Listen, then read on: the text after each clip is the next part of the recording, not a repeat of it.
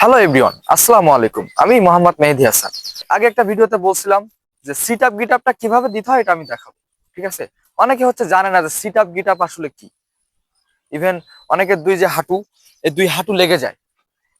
এখন তারা জানে না যে কোন এক্সারসাইজটা করলে আসলে আমার এই দুই হাঁটু লেগে যাওয়াটা ঠিক হয়ে যাবে।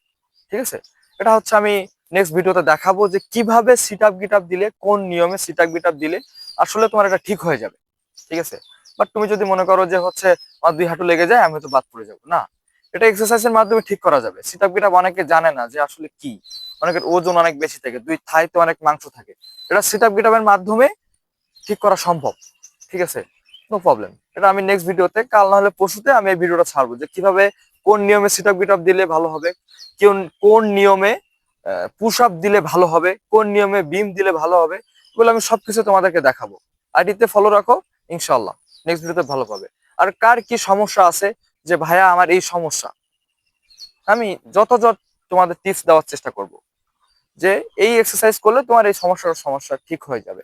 ঠিক আছে? ওকে, থ্যাংক ইউ। নেক্সট ভিডিওতে দেখা হবে।